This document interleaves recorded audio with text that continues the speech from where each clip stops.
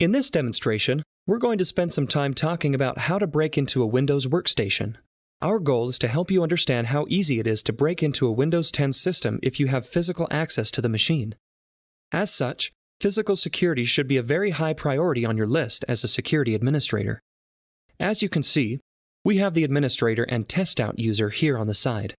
Let's just say you don't know the password for either of these two, and you need to change it and get into the system.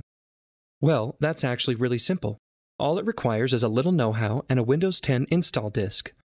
The Windows 10 install disk has some tools that we can use to edit some settings on the ease of access panel to be able to break the passwords and change them for the administrator or test out account, or for any active account you may have on the machine.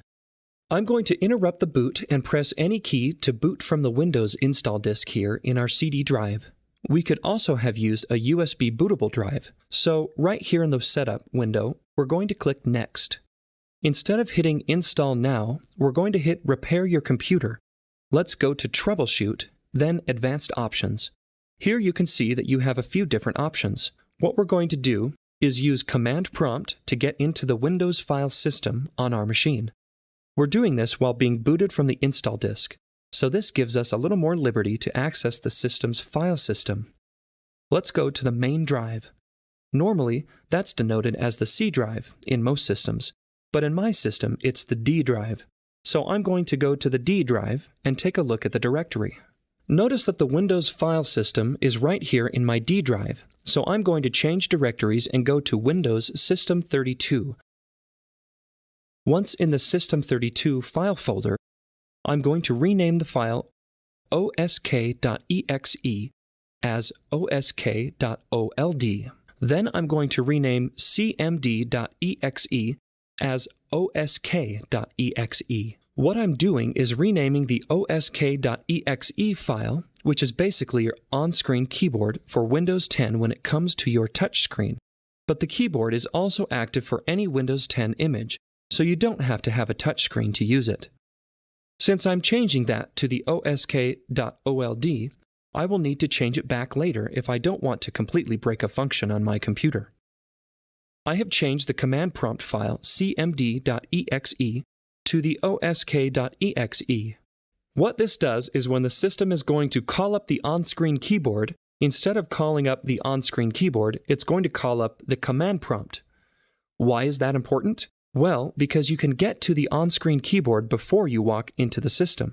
I'll show you how to do that in a minute here. Let's change that. Now what we must do is exit and turn off the PC. Then we'll go ahead and boot it back up. After restarting the computer and booting back up to Windows on the hard drive, we go in and we can look at our two accounts, Administrator and Test Out account. These are the two active accounts on the machine. We aren't going to do anything over here. We're going to go over to the Ease of Access button right here, which does your narrator speech and your on-screen keyboard. So, we go to the on-screen keyboard. You'll notice this renamed the file. This is the file we renamed to osk.exe. When I renamed it, it basically pointed the on-screen keyboard to the command prompt instead. When this opens the command prompt, it actually opens in full administrative view, so that gives us full access to administer anything on the machine. I don't recommend you do this for your home machine unless you at some point rename those files. But for this purpose of breaking in, it's very helpful. What we're going to do now is look at the user accounts disabled and enable it on the machine by going to Net User. If you look, you can see these default accounts. This Ben account and Guest are all not showing here, which means they're disabled accounts. We're going to use the enabled accounts in this situation, Administrator and Test Out. If we, for example, type Net User Administrator *, this will give us an option to reset the password for that user. And since we have administrative privileges in this window, we can pretty much do whatever we need to. I'm going to reset the password to something really easy. I'll just do 1234 for our purposes here. Let's close this window. Now we can log in 1234, and that's it.